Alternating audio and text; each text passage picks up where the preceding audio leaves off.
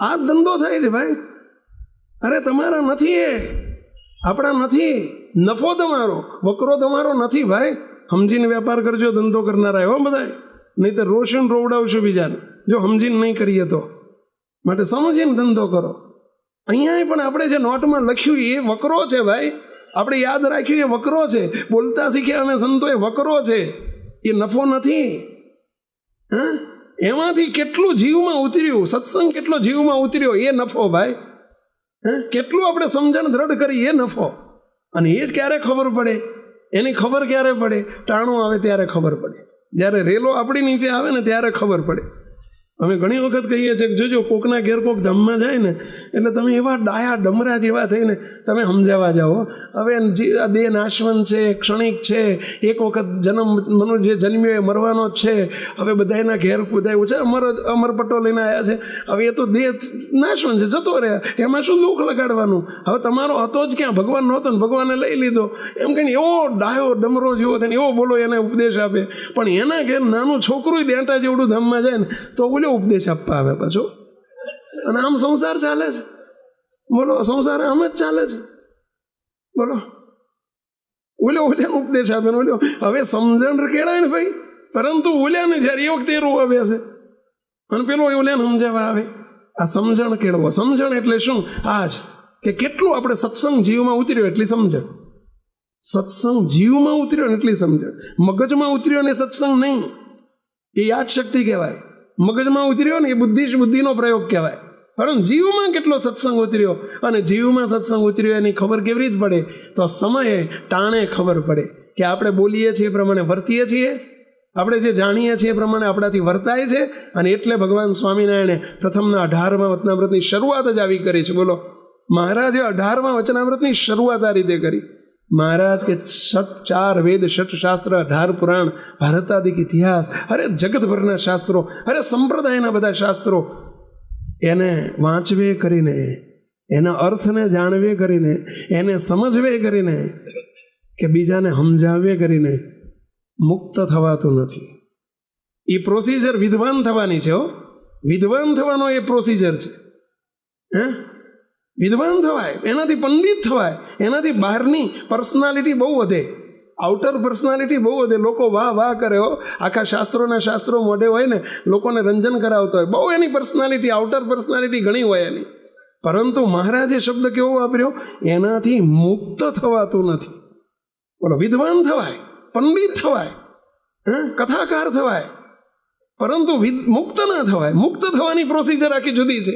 એમાં પાછળ શબ્દ મૂકી દીધો. શું કીધું? એ પ્રમાણે વર્તવે કરીને મુક્ત થવાય છે. સ્વામિનારાયણ ભગવાન આવું બોલ્યા છો, વર્તવે કરીને મુક્ત થવાય છે. અને એ વર્તવું એ જ સમજણ. જે વર્તાય ને એટલી જ સમજણ. જે આપણને ખબર છે એ પ્રમાણે વર્તીએ એનું નામ સમજણ. અને એનાથી મુક્ત થવાય. મુક્ત થવાય એટલે અનાદિમુક્તની સ્થિતિ તો થાય ભાઈ. વાંચવાથી ને આવડતથી ને બુદ્ધિથી ને પ્રયોગ આપણને ગમે એટલા બીજાનો ઉપદેશ આપવાથી ન થાય. આ આખો માર્ગ જુદો છે.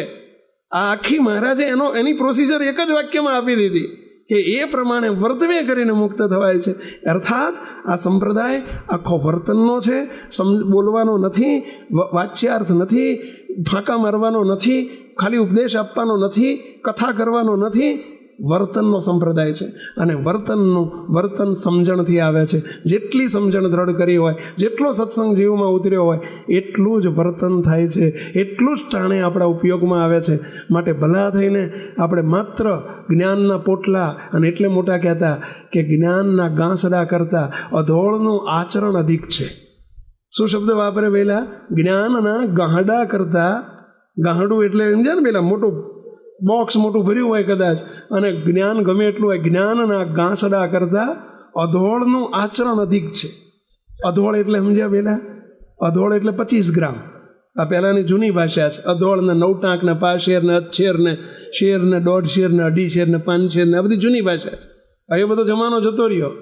એ બધો તમારા સોમચંદ બાપાએ અધોળને 9 ટાંક કર્યું, બાકી પછી જતો રહ્યું બધું. અધોળ એટલે 25 ગ્રામ. બોલો, 25 ગ્રામનું આચરણ હોય તો તે જ્ઞાનના ગાંસડા કરતાં અધિક છે. 2 પલ્લામાં 2 વસ્તુ મૂકે, એક બાજુ તમારું જ્ઞાન મૂકવામાં આવે એક પલ્લામાં, અને એક બાજુ 25 ગ્રામનું વર્તન મૂકવામાં આવે, તો એ આચરણ મૂકવામાં આવે તો એ પલ્લું નમી જાય. કારણ કે આચરણ મોટું છે ભાઈ, વર્તન મોટું છે. ગમે એટલી વાતો હોય ને એનો કોઈ મિનિંગલેસ છે. અને એવા સમજણવાળા થવું એ અમારા માટે ને તમારા માટે બહુ જરૂરી છે. મહારાજ એનાથી રાજી થાય, મોટા પુરુષ એનાથી રાજી થાય. કેવી કથા કરે છે ને કેટલી કથા કરે છે એનાથી ભગવાન રાજી ન થાય. કેટલું નોલેજ છે એનાથી ભગવાન રાજી ન થાય. તમારી ઉપર એ નહીં ને અમારી ઉપર એ નહીં. અમારું આચરણ ને તમારું આચરણ કેવું છે, બસ એ આચરણ એટલે જ વર્તન. ગમે તેવી પરિસ્થિતિ દેશકાળ ગમે ત્યાં જઈએ, બસ એક રહેણી ને એક કહેણી આપણી હોય એ સત્સંગી કહેવાય. ભાઈઓ જરા આપણા જીવનને તપાસજો. આપણે બીજા કોઈ નજર ન કરવાની જરૂર નથી.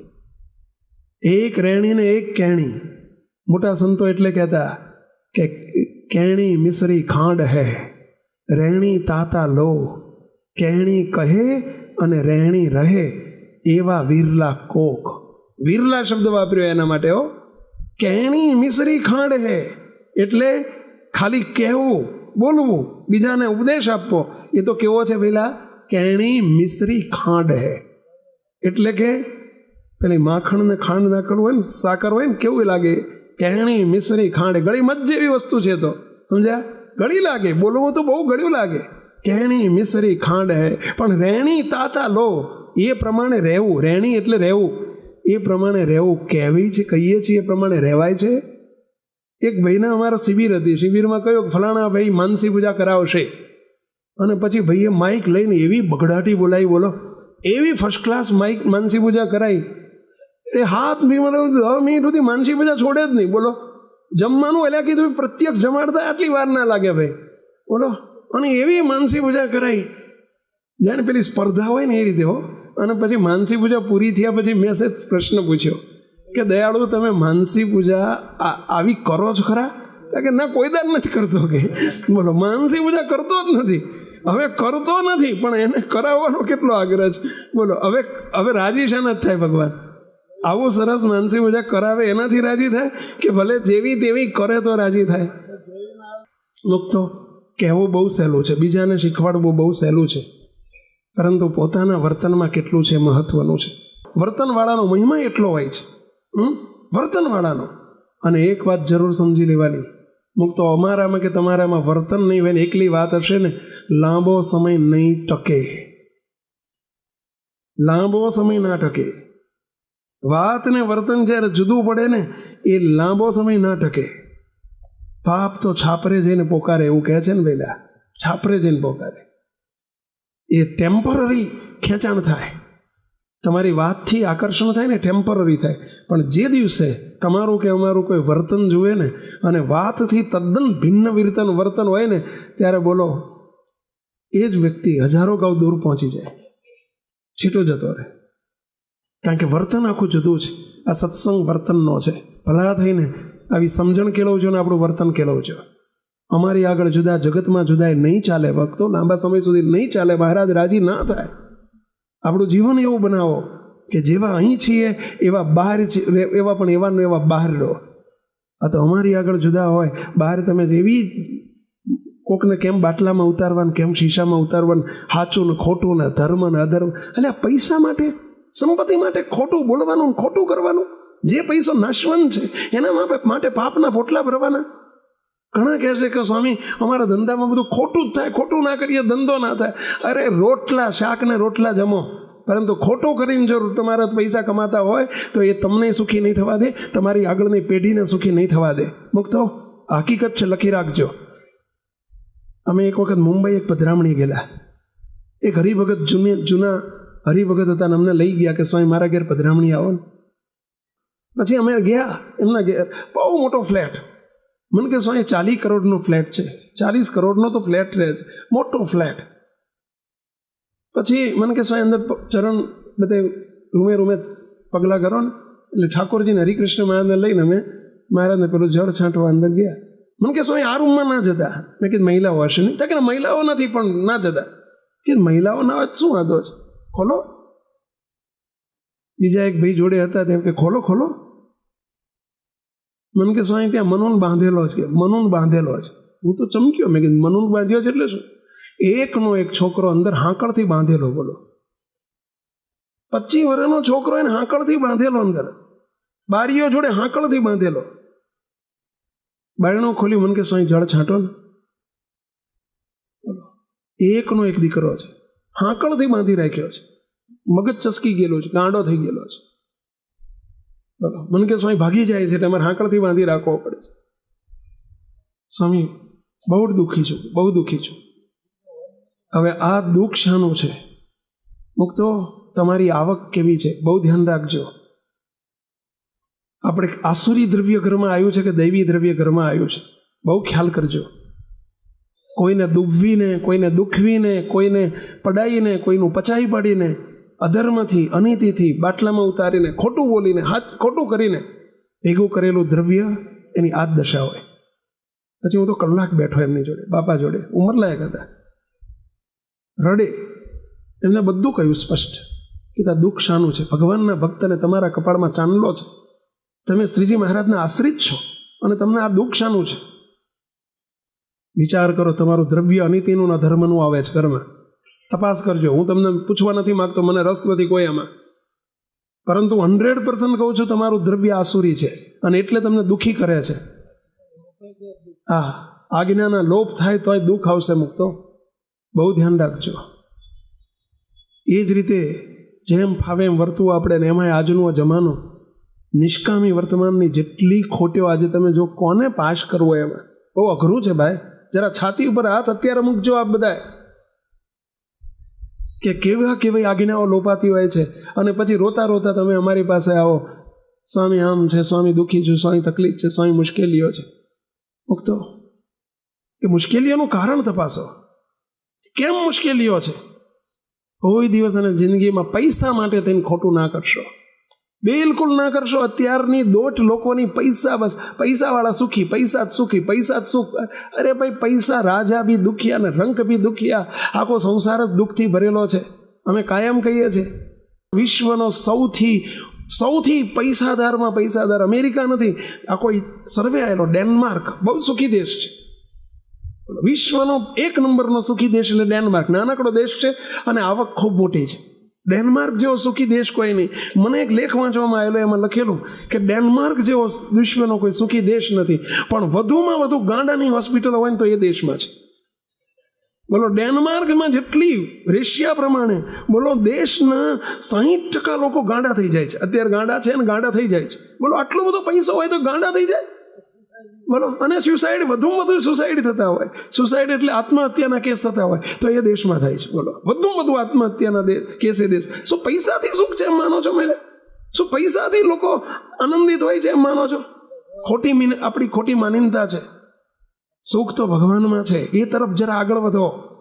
બાકી દુનિયામાં ગમે ત્યાં તમે શોધવા જશો, રાજા ભી દુખિયા ને રંક ભી દુખિયા, ધનપતિ દુખિત વિકાર મેં, વિના વિવેક ભેક સબ દુખિયા. અમને કહી દીધું, વિના વિવેક ભેક સબ દુખિયા. બોલો, સંત સુખી સંસાર મેં.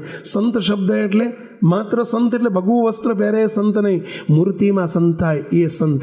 એટલે કે એનો અર્થ લાઈ ગાતું ગાતું ક્યાં પહોંચી ગયું? પહેલા માંડવે પહોંચી ગયો. સુખ ભગવાનમાં છે ભાઈ. આપણી ખોટી, આપણે જો આટલું એક સમજણ, આટલા સત્સંગ પછી આપણને આટલું સમજાય નહીં કે સુખ ક્યાં છે અને સુખ શામાં છે, આટલી જો આપણને ખબર ન હોય અને આપણી દોટ બીજે જ્યાં સુખ નથી એની પાછળ દોટ હોય તો અમુક તો આપણે સત્સંગમાં આવીને શું સમજ્યા, શું અન્વય વ્યતિરેક સમજ્યા, શું મહારાજના સ્વરૂપને ઓળખ્યું, આપણે શું સમજ્યા? આપણે જે સુખ છે, ક્યાં સુખ છે એની તો ભાન નથી હજુ આપણને, કે સુખ શામાં છે, સુખ ક્યાં છે, સુખ કેવી રીતે મળે એની તો ભાન નથી. કારણ કે સુખની જ ખબર નથી આપણને. સુખ શું એની જ ખબર નથી. મુક્તો સત્સંગમાં આવીને પેલું એટલું તો નક્કી કરો કે ભાઈ સુખ શું છે. મુક્તો આજે વાત નીકળી ગઈ છે, કહી દઉં, થોડી ચોખવટ કરી લઉં. સુખના 2 પ્રકાર છે, સમજી લેજો. સુખના 2 પ્રકાર છે, એક આભાસી અને એક વાસ્તવિક. બહુ સમજજો બધા, થોડી આટલી ક્લેરિફિકેશન આપણને હોવી જોઈએ કે સુખના 2 પ્રકાર છે. એક આભાસી સુખ છે. આભાસી સુખ એટલે સુખ નથી પરંતુ આભાસ છે. ઝાંઝવાના નીર જેમ કીધા ને, ઝાંઝવાના નીર. ઝાંઝવાનું નીર એટલે એ ઝાંઝવાનું નીર એ ખરેખર નીર નથી, પાણી નથી, મૃગ જળ કહેવાય છે. એ મૃગ જળ ખરેખર જળ નથી પણ જળનો આભાસ છે. એમ એક વાસ્તવિક સુખ છે અને એક હકીકતમાં સુખ છે. એક હકીકતમાં પાણી છે અને એક પાણીનો આભાસ છે. તરસ ક્યાંનાથી છે, શાનાથી છીપશે કહેશો? આભાસી પાણીથી સુખે તરસ છીપે કે વાસ્તવિક પાણીથી તરસ છીપે? હવે જગતના જીવને આ વસ્તુની ખબર નથી કે સુખના બે પ્રકાર છે, પરંતુ આપણને તો ખબર હોવી જોઈએ, આભાસી સુખ અને બીજું વાસ્તવિક સુખ. આભાસી સુખ એટલે શું? જો બરાબર સમજજો, ન સમજાય તો પછી મારી જોડે આવજો તમતાર, પણ આ બરાબર સમજજો. એક લૌકિક સુખ, આભાસી સુખ એટલે લૌકિક સુખ કહેવાય, ભૌતિક સુખ કહેવાય, દૈહિક સુખ કહેવાય, એ એક સુખ છે. અને બીજું અલૌકિક સુખ, અભૌતિક સુખ, જે મૂર્તિનું સુખ, એ આખી એક વસ્તુ જુદી છે. આ બંને વસ્તુ જુદી છે. જેમ જામફળ અને સફરજન બે દેખાય હરખા જ, પરંતુ બે જુદા જ છે, એનો સ્વાદ એ જુદો છે, વસ્તુ જ જુદી છે ભાઈ. જેમ અમે એક મુંબઈમાં એક હરિભગતના ત્યાં ગયેલા, તો એમના ટેબલ ઉપર અમારે 4 વાગેલા, ઠાકોરજીને પેલું કંઈક ફ્રૂટ ધરાવવાનું હતું. સંતોને કીધું કે સંતો આ જરા ટેબલ ઉપર આ દ્રાક્ષ ને સફરજન પડ્યું, સુધારીને જરા ઠાકોરજીને જમાડો. ત્યારે પેલા ભાઈ હસ્યા. મને કે સ્વામી હું બીજું આપું. કીધું આ છે ને બહુ સરસ છે. મને કે સ્વામી આ દેખાની દ્રાક્ષ છે, આ ઓલી શોની દ્રાક્ષ નથી આવતી અત્યારે પેલી બધી, હવે એટલી ફર્સ્ટ ક્લાસ દેખાય, બોલો એટલી સરસ દેખાય કે લોકો છેતરાઈ જાય. બોલો આ તમે બધા એમ જ થયું છે, આ તમે બધા છેતરાઈ ગયા છો ભાઈ. એટલું બધું ભૌતિક સુખ છે ને આવું છે, પણ એમાં હવા જ ના હોય. અમારે અમેરિકામાં, લંડનમાં, વિદેશમાં જઈએ ને તમને ખબર છે રમેશભાઈ, બોલો ત્યાંના ગુલાબના ફૂલ આવડા મોટા, ગુલાબના ફૂલ ત્યાંના જોવા ને, બોલો આપણે ઇન્ડિયામાં તો જોવા જ ના મળે એવડું ગુલાબનું ફૂલ, આવડું ફૂલ હોય આપણું ગુલાબનું, અને ત્યાં આવડા મોટા, પાછા લાલ હોય, પીળા હોય, તમે જો કેસરી હોય, તમે 25 જાતના કલરના હોય. આપણે ગુલાબનું ફૂલ ગુલાબી જ હોય, ત્યાં 25 જાતના ગુલાબ હોય, બોલો, પરંતુ સુગંધ છાંટોય ના હોય, બિલકુલ નહીં. તમે હાથમાં લઈને તો હું કરું તમારું નાક બંધ થઈ જાય, પણ એમાં સુગંધ ના નીકળે, હોય તો નીકળે ને, બોલો. અને આપણું ગુલાબ અહીંયા તમે જો વાસ્તવિક ગુલાબ છે, એ ગુલાબ આવડું હોય તો એ બોલો ત્યાં છે કે અહીં ગુલાબ હોય ને ત્યાં સુગંધ આવતી હોય, એમના એ વાસ્તવિક છે. એમ અહીંયા આવું છે ભાઈ. તમે જેની પાછળ મથો છો એ ભૌતિક સુખ છે, એ દૈહિક સુખ છે, એ માઇક સુખ છે, એ લૌકિક સુખ છે, એ સુખ નથી, સુખનો આભાસ છે. અને એ જન્મથી આ જીવાતમાં ભોગવતો આવ્યો છે. આજે ગાડીઓના, બંગલાના, સ્ત્રીને પુરુષનું, પુરુષને સ્ત્રીનું, આજે બધું દુનિયાવી જગત સંબંધી સુખ છે, એ બધું ભૌતિક સુખ છે. કોના માટે છે? જેમ તમને હું કાયમ માટે અમે કહીએ છીએ કે ભાઈ તમારા ઘરમાં ઘોડીઓ છે અને બહાર ચોકમાં હિંચકોય છે, હોય ને, પેલા હિંચકો હોય ને. હવે ઘોડીઓ કોના માટે છે તમને સ્પષ્ટ છે, તો તમે કોઈ દા ઘોડિયામાં જઈને બેઠા? તમને ખબર છે કે આ ઘોડીઓ છોકરા માટે જ, મારા માટે નથી. તમે સીધું જ ક્યાં જઈને બેહો છો? કહો છો હિંચકા ઉપર જઈને બેહો છો, હિંચકા ખાવ છો કે નહીં? અરે ભાઈ આ વિવેક કહેવાય. એમ આટલો વિવેક જેમ એમાં તમે સમજો છો, એમ આમાં વિવેક સમજો થોડો, સમજ્યા? કે પેલું ભૌતિક સુખ જગતના જીવો માટે છે. મહારાજ બોલ્યા છે, અમદાવાદનું 3જું વચનામૃત, વડતાલનું 19મું વચનામૃત વાંચો. મહારાજ બોલ્યા છે કે જગત સંબંધી જે સુખો છે, પંચ વિષયના સુખ, એ જીવો માટે છે, જગતના જીવો માટે છે, આપણા માટે નથી. તો આપણા માટે સુખ કયું છે? તો અલૌકિક સુખ, મૂર્તિનું સુખ આપણા માટે છે. પેલું સુખ આપણા માટે છે જ નહીં. જેમ વેજીટેરિયન કોઈ હોય શાકાહારી, અને કોઈ માંસાહારી એનો ભાઈબંધ હોય, ઓલો ડબ્બો ખોલીને બે તેમાં માંસાહાર હોય, પેલો શાકાહારી હોય, એને તરત શું થાય છે કે આ મારા માટે નથી. નક્કી છે કે નહીં પેલા? એમ આપણને આટલું તો સ્પષ્ટ હોવું જોઈએ કે હું જગતનો જીવ નથી, આ બધા સુખો મારા માટે નથી, એ તો અનંત જન્મમાં ભોગવ્યા છે, એ દેહધારીઓ માટે છે, જગતના જીવો માટે છે, અને હું તો મહારાજનો મુક્ત છું, મારા માટે મૂર્તિનું સુખ છે, તો એના માટે પ્રયત્ન થશે. પણ આપણને ભાન જ નથી કે હું કોણ છું અને સુખ મારા માટે કયું મારું સુખ છે, એની ખબર જ નથી. એટલે આપણે દોટ કોની પાછળ મૂકીએ જ પેલા? ઓલાની પાછળ. હા, એનો વસવસો ભાઈ. એટલે અમે કહીએ છીએ કે હાંફી જવાય છે, મારા બાપ હાંફી જવાય છે. હવે કંઈક સમજો. હા, માટે મહારાજ આપણને એ કહેવા માગે છે કે પહેલું ક્લેરિફિકેશન કરો કે પેલું કયું સુખ જોઈએ છે, બેમાંથી કયું જોઈએ? તો કે અમારે તો બે જોઈએ. એમાં 90% ભૌતિક જોઈએ, 10% એ મળતા મેળવતા આ મળતું હોય તો મળત ભલે, નહીંતર અમારે કાંઈ જોતું નથી. હવે અમે આપવા આવ્યા છીએ ઓલ્યું સુખ, તમારે લેવું છે ઓલ્યું સુખ. કાપડના વેપારી પાસે તમે શાક લેવા જાઓ છો, બકાલું લેવા જાઓ છો કે 500 ગ્રામ દૂધી આપો. હવે ઓલો હોનાનો વેપારી, હોના ચાંદીનો હીરાનો વેપારી, અને એને જેમ કે શેઠ મને 500 ગ્રામ દૂધી આપો, 100 ગ્રામ મરચાં આપો, 2 લીંબુ આપો. હવે ક્યાં મેળ પડે કહો? વસવસો આનો છે કે અમે આવ્યા છીએ, અમારો સંકલ્પ જુદો છે, મહારાજનો સંકલ્પ જુદો છે, મોટા પુરુષનો સંકલ્પ જુદો છે.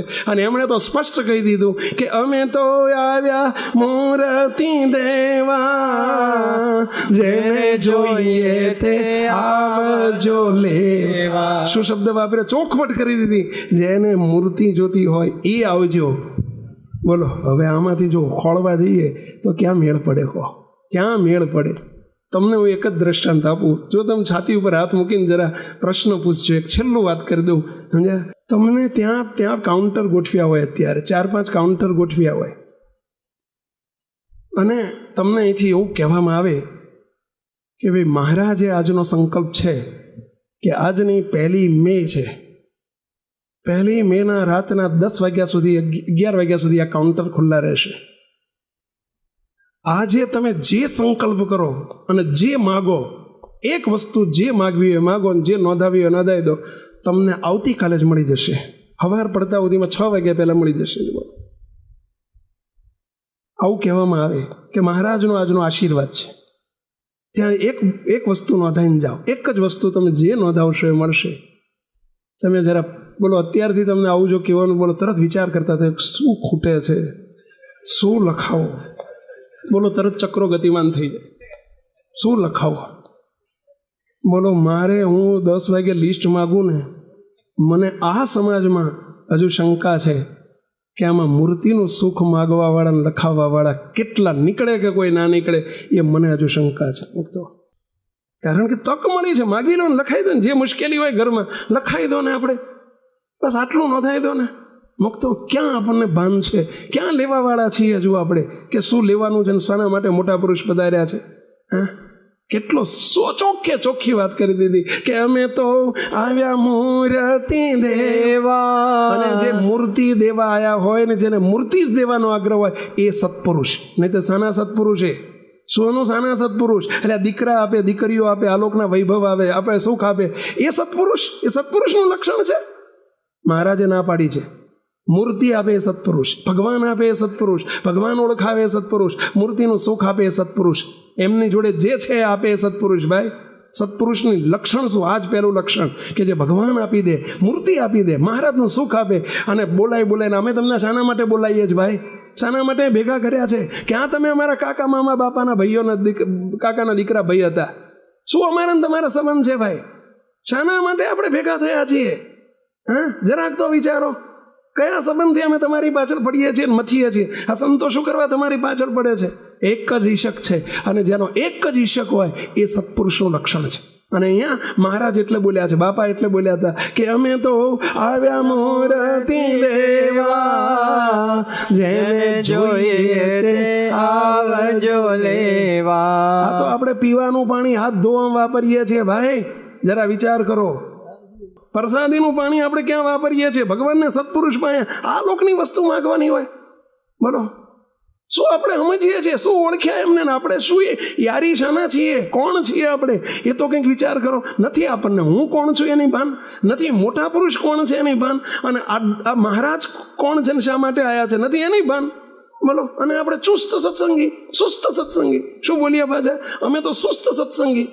બોલો, અરે શાના સુસ્ત સત્સંગી? તિલક ચાંદલો કર્યો કંઠીમાંથી એટલે સુસ્ત સત્સંગી થઈ ગયા?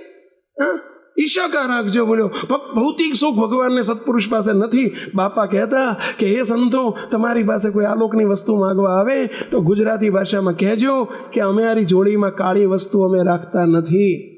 હવે કાળી જ માગવા આવે છે, કોઈ ધોળું માગવા જ આવતું નથી. શું કરવું અમારે? બોલો, મૂર્તિનું સુખ આપો એવા. તો બાપજી એમ કે ધન્યવાદ છે કલોલના અમારા તીકમભાઈને, વામજવાળા તીકમભાઈને. બોલો, એમ કોઈ દિવસ જિંદગી પર્યંત એમણે કદી નથી માગ્યું બીજું. કાયમ માટે હાથ જોડીને બાપજીને એક જ પ્રાર્થના કરતા કે બાપજી મૂર્તિનું સુખ આપજો, મારે કાંઈ જોતું નથી. હવે એવા ગરાગ ક્યાં ગોત્યા જડે મુક્તો? આ કારણ સત્સંગ છે. દુઃખ અમને એનું છે, જ્યાં મૂર્તિ જ છે, મૂર્તિ આપવાનો સત્સંગ છે, અને એ લેનારા ન મળે મુક્તો. પણ નહીં, આપણને એ જોઈએ છે ને બીજું જોઈએ છીએ. એટલે પાછા વળો બાપ, પાછા વળો. અને આ માર્ગે થોડા આગળ વધો, 2-4 ડગલા તો વધો, તો અમને શ્રદ્ધાને ધીરજ રહેશે કે નહીં સારું આવ્યું કામનું, આપણું આ બોલ્યું કામનું, વાત કરી કામની. અને નહીંતર શ્રદ્ધા ખૂટી જાય એવું કામ છે. બોલો, માટે બધાય પાછા વળો, એ બાજુથી પાછા વળો અને આ બાજુ થોડીક પ્રગતિ કરો એવી વિનંતી સાથે મહારાજને પ્રાર્થના કરીએ કે હે મહારાજ, બસ આપ જે હેતુ માટે આવ્યા છો બસ એ હેતુ તમારો સિદ્ધ થાય, અને જે હેતુ માટે તમે અમને લાવ્યા છો, મોટાના શબ્દો તો જુઓ કે આવ્યા છે રે, આવ્યા છે શ્રીજી મૂર્તિ મારા ખવાને આવ્યા છે. અને આ બધા એને લાયા છે આપણને શું કરવા? સમજો જરા સમજો, માયામાં કૂટાવા માટે નથી લાયા, કે લાવ્યા છે શ્રીજી મૂર્તિ મારા ખવાને લાવ્યા છે. આપણા બધાને મહારાજ પાસે આ કરાવવું છે. બાપા એના માટે પધાર્યા, સદગુરુ એના માટે પધાર્યા, અને આ દિવ્ય પુરુષ આજે એના માટે પધાર્યા છે. માટે એમનો ફેરો અફળ ન જવા દઈએ, એમને હૈયે હાશ કરાવીએ. એ દિવ્ય પુરુષને આપણો રાજીપો આમાં છે, એમનો અંતરનો રાજીપો, ખરો રાજીપો આમાં છે. માટે મુક્તો એવા રાજીપાના પાત્ર થઈએ એવી પ્રાર્થના વિનંતી સાથે સર્વે મુક્તોને જય સ્વામિનારાયણ.